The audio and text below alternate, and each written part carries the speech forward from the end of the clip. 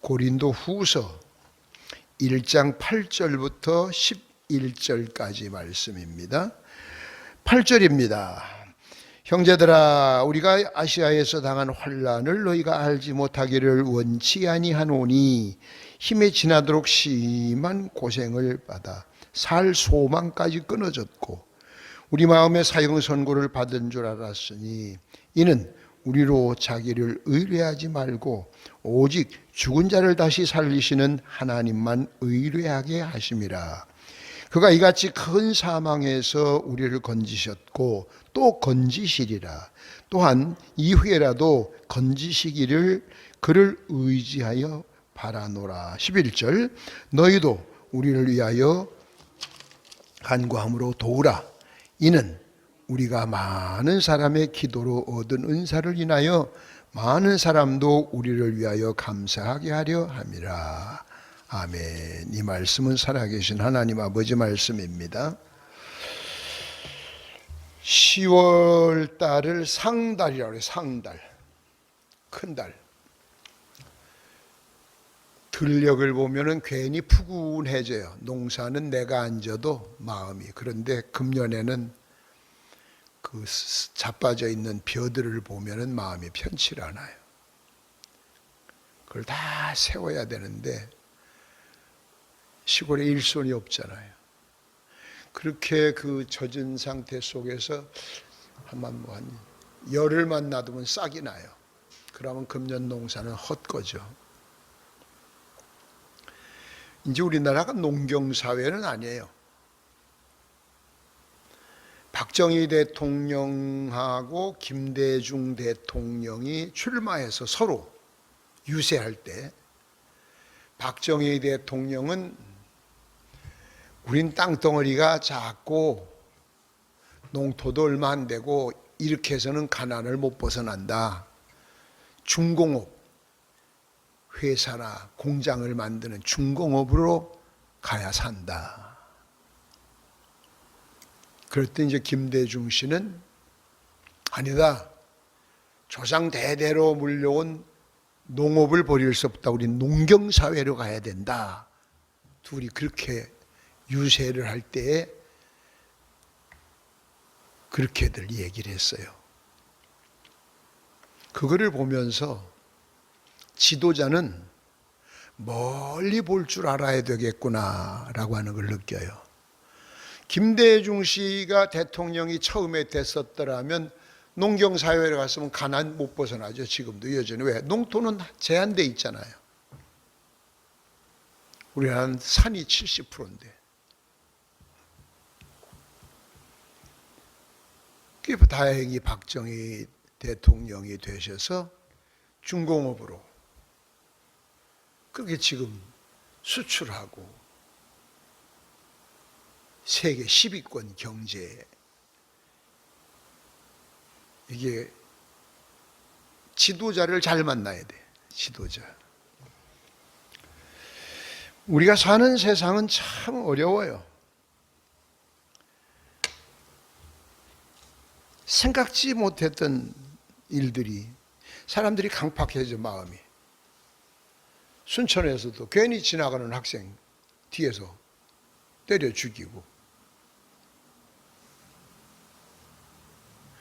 그 나름대로 제가 요즘은 그래 나름대로 분석을 해보면 정치가 평화로우면 국민들이 마음이 평안해져요. 안정돼요.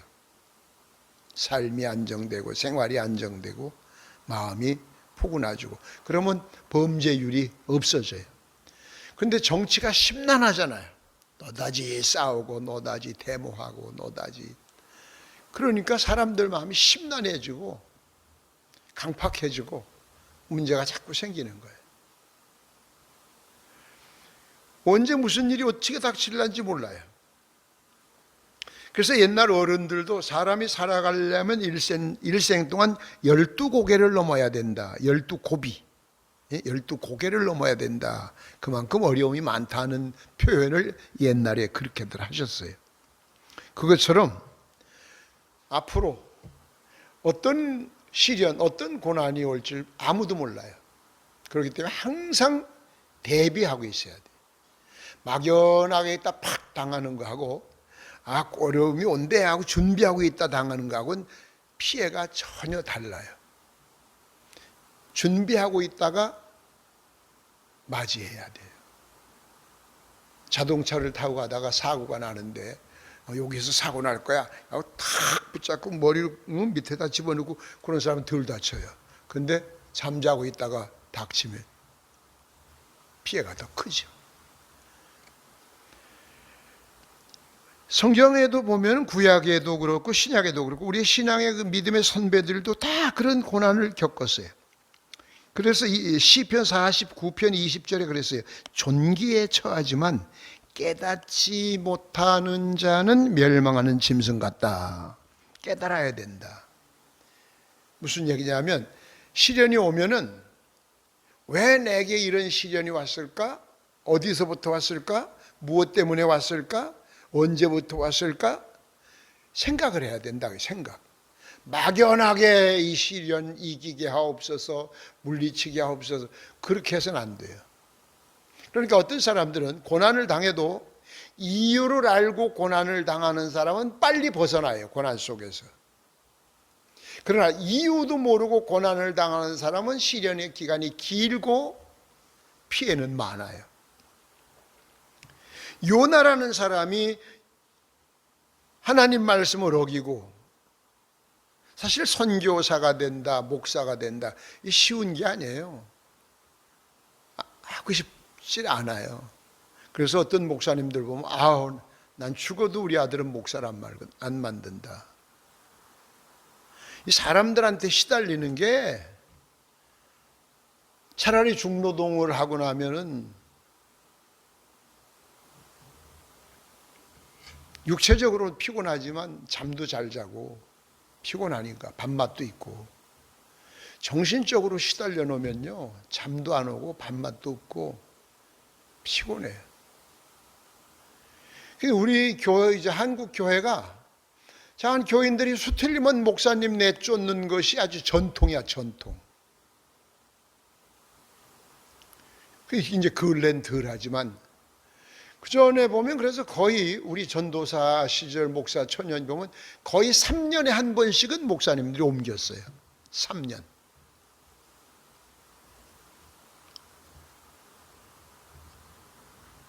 시련. 웨슬레라고 하는 사람이 시련이 올 때 내가 왜 시련을 당해야 되나? 왜 내가 선교를 해도 안 되나? 왜 전도해도 열매가 없나? 그걸 느끼고 나서 내가 성령 충만하지 못하구나 라고 하는 걸 느끼고 난 뒤에 결국 그 문제를 가지고 기도하다가 불받아서 감리교회를 만들었잖아요. 그래서 사람이 느껴야 돼요. 깨달아야 돼요. 그래서 설교 시간에 새벽이나 낮이나 밤이나 언제나 말씀을 읽을 때도 그렇고 찬송을 볼 때도 그렇고 깨달아야 돼요. 이 말씀을 왜 내게 주시는 거구나. 그 깨닫지도 못하는 사람은 날마다 들어도 소용없고 읽어도 소용없어요. 몇 번 읽었느냐? 그거 아무 소용이 없어요. 깨달음이 있어야 돼요. 깨닫는다는 건 뭐예요? 깨달음은 변화가 일어나죠. 변화가 안 일어나면은 못 깨달은 거나 똑같죠. 그 요나가 물고기 결국 내가 잘못했다, 나 때문에 고난을 당한다, 나를 바다에 던져라. 결국 던졌잖아요. 여기 물고기 뱃속에서 3일간 회개 기도하는 거죠. 거기서 회개를 안 하고 그냥 거기서 죽일 테면 죽이세요. 그랬다면 죽었을런지 몰라요. 물고기 뱃속에서는 이런 물건들 하면 다 삭아요. 그래서 저런 짐승들이 막 통째로 먹잖아요. 그럼 저절로 거기서 싹 삭아요. 저 왜 그 고기 절이고 막 제거할 때 파인애플 같은 거 뭐 이렇게 좀 넣으면 막 순해지잖아요, 고기가. 그런 것처럼 그 고기 뱃속에는 그게 다 있어요. 그러니까 만약 거기서 깨닫지 못하고 버텼더라면 아마 삭아서 죽었을 거예요. 그런데 거기서 3일간 회개 기도를 한 거죠. 그랬더니 토해내서 결국은 사명을 감당하게 만들었던 거예요. 깨달아야 돼요. 어려움 당할 때 두 번째는 순종해야 되는데 그냥 순종이 아니라 절대 순종해야 돼요. 절대 순종이라고 하는 말은 이유도 묻지 않고 토도 달지 않고 무조건 순종하는 거예요. 말이 되거나 않거나. 예를 들어서 성경에도 보면 나아만 장군이 아람 나라의 큰 장군이 문둥병 걸렸는데 이스라엘에 가면은 선지자가 있고 선지자가 기도하면 낫는다라는 이야기를 그 집 파출부 식모한테 들었단 말이에요. 그 식모는 이스라엘을 전쟁할 때 이스라엘을 잡아온 거예요. 잡아다 쓰는 나이에요. 그 말 같지도 않은 이야기. 왜? 문둥병은 불치의 병인데 그걸 세상 사람이 다 아는데 어린애가 그런데도 그 말을 믿었고, 그리고 이스라엘 찾아갔을 때 엘리사에게 문전박대 당했잖아요. 그래도 내가 이런 사람이니까 왔다 더군다나 왕의 친서를 가지고 아람 나라 하면 그땐 큰 나라예요. 이스라엘은 조만하고 그럼 큰 나라 왕의 친서를 가져왔다고 하면 쫓아나와서 우리나라 같으면 왕의 어명받아라 하면 탁 나와서 사배하고 무릎 꿇어 앉아서 이래 받듯이 그럴 줄 알았는데 문도 안 열어보고 요단강에 가서 7번 목욕하고 가라. 자존심 상하죠. 인격적으로 무시를 당하는 것 같고. 그러니까 그 사람도 인간이니까 기분 나쁘니까 돌아가자. 그때 참 곁에 사람을 잘 둬야 돼. 그 만남의 복이 중요한 거예요. 비록 자기 수하에 있는 수하지만 장군 지금 가봐야 이젠 당신의 문둥병이 공개됐고 격리 수용돼야 되는데 이제는 대접을 받을 수도 없다. 지금 객기 부릴 때가 아니다. 믿져봤자 본전 아니냐. 그 말을 듣고 보니까 그것도 그렇거든. 결국 요단강 물에 목욕을 했더니 7번 했더니 나았다. 말이 안 되는 거죠. 진짜 요단강 물이 문둥병의 특효약이라면 세상 사람이 다 퍼갔죠. 순종을 하나 안 하나를 보기 위해서요. 순종. 교인들의 순종을 다 잘하는 것 같죠. 잘하는 사람만 잘해요. 싫어요 소리를 안 해도 순종해야 되는데 안 하면 그 불순종이죠. 난 불순종이요 소리를 해서 꼭 불순종이 되는 건 아니죠. 그러니까 절대 순종이라고 하는 말은, 절대라는 말은 다른 이유 대지 말고, 성경에 그런 얘기를 하려면 한도 없이 많아요. 근데 그들이 다 순종했죠. 아브라함에게 아들을 바치라는 것도 순종했고, 결국 절대 순종한 사람들은 다 성공했죠. 근데 거기다 순종을 하면서도 속으로 의심을 한다든지, 속으로 하나님은 중심을 보시니까 남들이 볼 때는 절대 순종한 것 같은데 아니거든. 그럼 거기 역사가 안 일어나죠. 우리가 큰 일이든 적은 일이든 장한 이것이 하나님의 말씀이다 라고 하면은 무조건 절대 순종할 때 그 고난을 통과할 수 있는, 무난히 헤쳐나갈 수 있는 길이 열린다 하는 것이 가르침이에요. 오늘 성경 말씀 보면 우리가 마음의 사형 선고를 받은 줄 알았으니 이는 우리로 자기를 의뢰하지 말고 오직 죽은 자를 다시 살리시는 하나님을 의뢰하게 하심이라. 이렇게 고난 주신 것은 이런 때일수록 하나님만 바라보라고 주시는 거다. 근데 우리 하나님 바라보기 전에 병원 먼저 바라보고 사람 먼저 바라보고 방법 찾다 안 되면 하나님 찾는 사람들도 많죠. 그러나 이제 믿음 좋은 사람들은 처음부터 하나님을 찾는 사람들이 있고, 그러니까 큰 사망에서 우리를 건지셨고, 그러니까 이 복음을 전하는 사람들이 그 고난을 말로 다 할 수 없어요. 그게 참 주님의 은혜죠. 그 옛말에 목사들 중에서도 죄 많은 사람이 부흥사가 된다, 그런 말이 있어요. 힘들어요.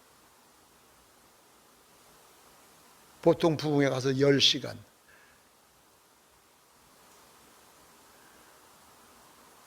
매일 식사가 바뀌죠. 잠자리 바뀌죠.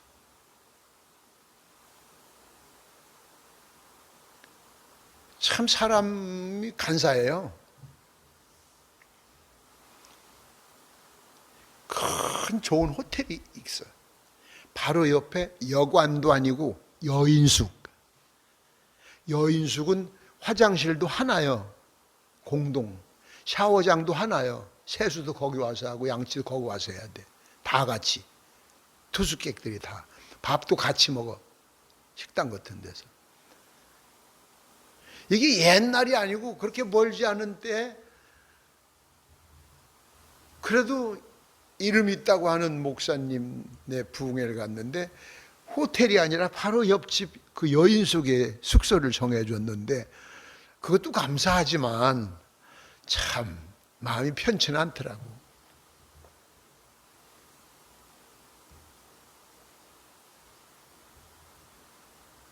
그것도 감사하지만 그 사람들이 배려라고 하는 걸 잘 못해요. 배려. 그 사람도 부흥사니까 다니면서 받아봤을 거 아니에요. 잠자봤을 거 아니에요. 교인들이 그렇게 하자고 해서 그랬다. 그 여인숙이 교회 권사님이 하는 거래. 그 교회. 그래서 우리 집에서 모셔야 된다고 그랬대. 그러니까 권사가 참, 그런 권사들은 생각이 짧아. 여인숙은 여관보다 못하잖아.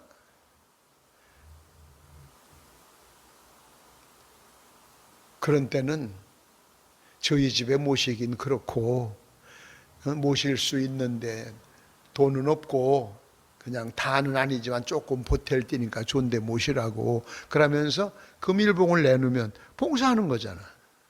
그렇다고 뭐 그 여인숙에 가 있다고 해서 자기가 뭐 목욕을 시켜주는 것도 아니고 밥을 먹여주는 것도 아니고, 그 참 생각이 짧아. 그러면 목사가 그걸 가르쳐 줘야 되는데 시험 든다고 안 가르쳐 주는 거죠. 그래서 하룻밤 자고서 그 권사 불러오라고. 어떻게 소가지가 그렇게 맹맹이 콧구멍 같으냐? 예? 왜 네 마음대로만 하고 남의 생각은 안 해?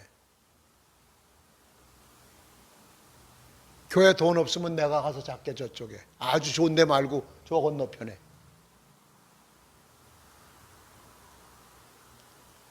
그랬더니 그쪽으로 옮겼어요. 이제 그렇게 가서 지나면 일주일 있어도 참 마음이 편치 않아요. 그 사람이 이 생각을 못하면은, 어려움을 당해도 생각을 잘 못하는 사람은 한 대 맞을 걸 3대 맞고 10대 맞아요. 하루 맞으면 될 걸 30일 맞아요. 1년을 맞아요. 평생을 맞아요. 지가 옳은 줄 아는 거예요. 지가 옳은 줄 알아요. 이거는 성도들만이 아니에요. 목사도 전부 다 똑같아요. 아유, 나는 왜 요 모양? 그릇이 그 모양이니까 그만큼밖에 안 주는 거예요.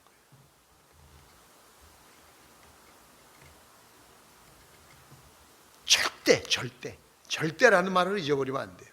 예? 절대. 마지막으로, 어려움이 오고들랑 크든 작든 간절히 기도해. 기도. 그냥 기도가 아니라 간절한 기도. 아멘. 간절히 기도. 예수님도 십자가 큰 걸 놓고 간절히 기도할 때 얼마나 간절했으면 땀방울이 핏방울처럼. 결단의 기도라고 해요. 결단. 예? 결단. 그래서 시편 66편에 보면은 그런 간절한 기도 속에는 제일 먼저 회개 기도가 나와야 되고, 예? 두 번째는 회개 기도를 하고 난 다음에 서원 기도가 나와야 되고, 서원은 뭐 돈을 드린다든지 재물을 드린다든지 사람을 바친다든지 힘들잖아 더. 그러니까 사람들이 기도는 하되 서원 기도는 잘 안 해. 그러니까 길어져 고난이.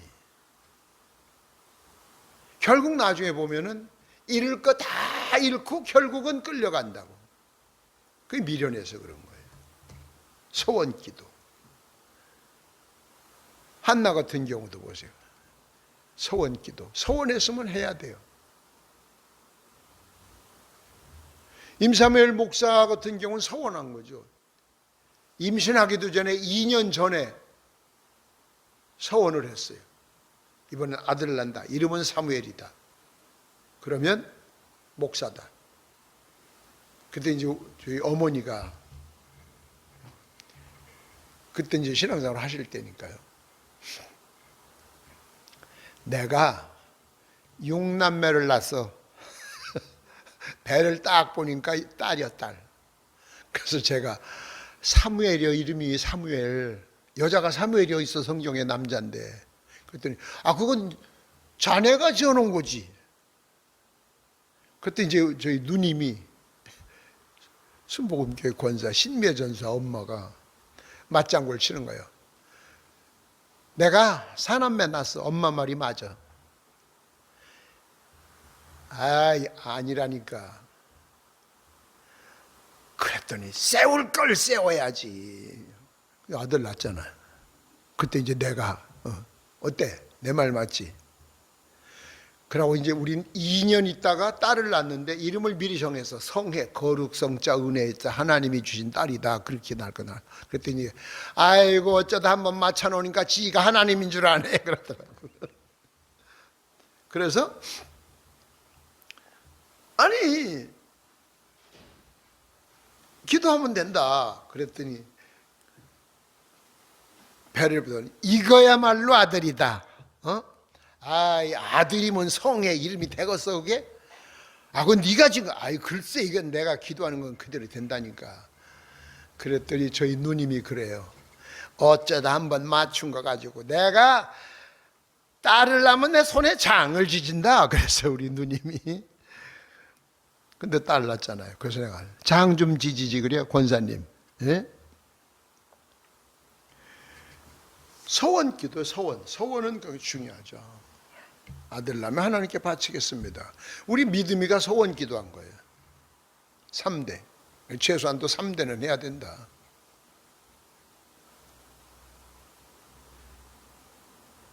그게 힘들죠.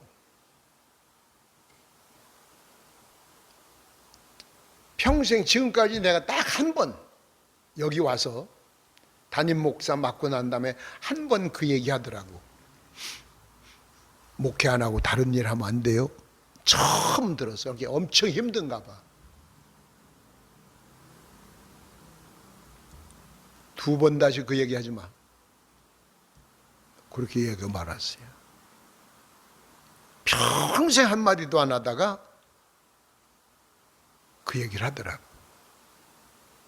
여러분 보기는 대접받는 것 같고 존경받는 것 같지만 참 힘들어요.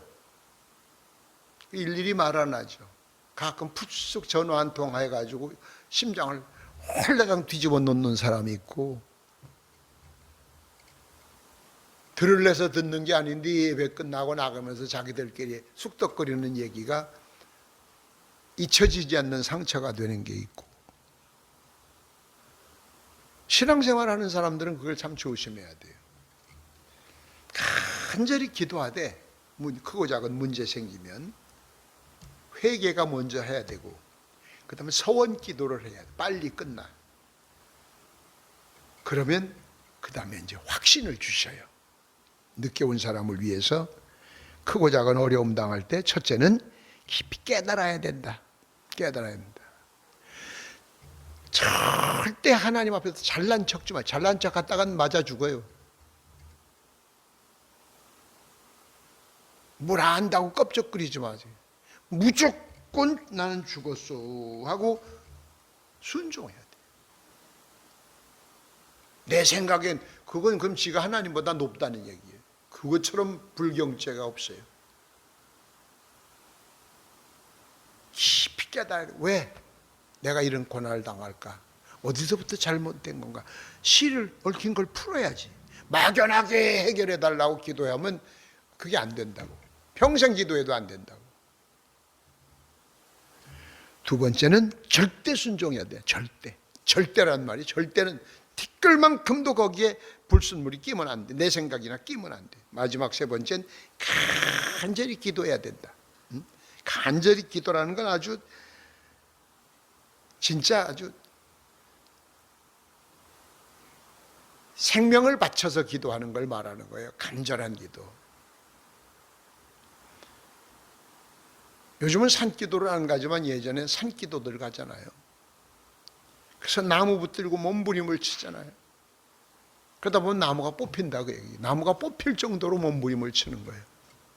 그러니까 옛날에 성도들 보면 다 은혜 받고 고난 속에서도 다 승리했잖아요. 한 사람 얘기만 하고 이제 끝날게요. 그 세 가지 아까 얘기를 했고, 내가 아는 그 서산에 있는 그 이정섭이라는 청년은 60년대에 교통사고를 당해가지고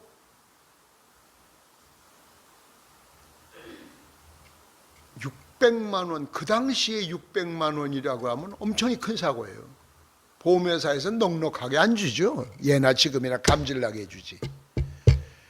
근데 어머니만 예수 믿고 형도 안 믿고 한 집에 사는 가족이 안 믿는데 그 교통사고 보상을 받아 치료를 해야 되는데 이 돈을 다 넣어도 완쾌가 될지 장애자가 될지 모를 정도인데 거기서 11조를 드렸어요.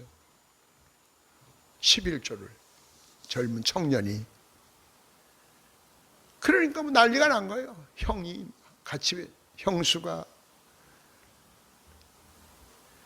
병신 되려고 환장했냐. 그거 다 치료해도 이 새끼야 넌 병신 돼.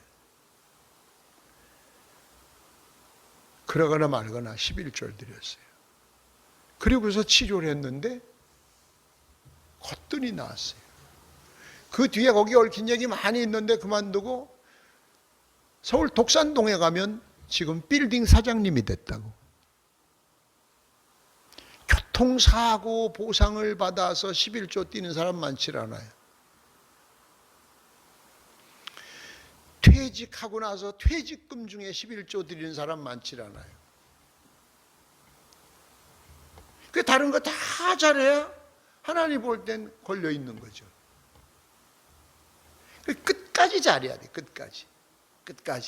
그러고 절대라는 얘기 때문에 내가 지금 교통사고 얘기해 준 거예요. 이거 아무나 할 수 없어요. 절대 신앙 아니면. 왜? 한 가족이 다 믿는 사람도 아닌데. 그래서 내가 전도사일 때 그 집에 서울 그 신방을 한번 갔었어요. 독산동에. 전도사님, 고향교회 전도사님 왔다고 하니까 아이고 진짜 신발도 안 신고 뛰어나와서 부부가. 그래, 그 뭔가 이렇게 크게 되고 복받고 사는 사람들을 보면은 뭐가 달라도 달라. 우연이라는 게 아니에요. 그래서 여러분의 신앙이 그런 신앙이 되도록 기왕이면은 기왕 믿는데 멋지게 한번 해봐야지. 멋지게. 안 그러면 너다지 그냥 그럭저럭 하다 끝나면 돼. 그게 하나님께 영광도 안 되고 저도 힘들고 덕도 안 되고 그렇게 살면 안 돼요. 기왕 발을 들여놨으면 끝장을 봐야지. 어려움은 쉬지 않고 계속 옵니다. 더 크고 더 무섭고 큰 것이 와요. 직접 본인에게 오는 것도 있고 가족들에게 와서 간접적인 고난이 오는 것도 있고, 단 어떤 것이 오든 간에 고난이 오면 깨달아야 빨리 어디서부터 왜 찾아봐야 돼. 근원을. 그걸 찾은다면 절대 순종함이야. 예? 그 다음엔 그 문제를 놓고 간절히 결사적인 기도래요. 결사가 뭐예요? 죽을 각오하고 기도를 하되 막연한 기도가 아니라 회개 기도를 먼저 하고 다음엔 서원기도. 이렇게 하면 내가 어떻게 하겠습니다. 그렇게 하는 것도 있고 먼저 이렇게 할 테니까 해 주십시오. 그런 것도 있고. 그러면 거기에 확답이 와요. 그래서 산 증인의 역할을 감당하는 여러분 되시기를 주님의 이름으로 축원합니다. 기도드리겠습니다. 오늘 주신 말씀을 한쪽 귀로 듣고 흐르지 말고 종교 강연 들었다고 생각하지 말고 주님이 나를 찾아오셔서 오늘 저녁 이 말씀을 내게 주시더라 라고 생각하며 마음에 새겨서 천국 가는 노종기로 삼게 하옵소서. 예수님 이름으로 감사하며 기도드립니다. 아멘.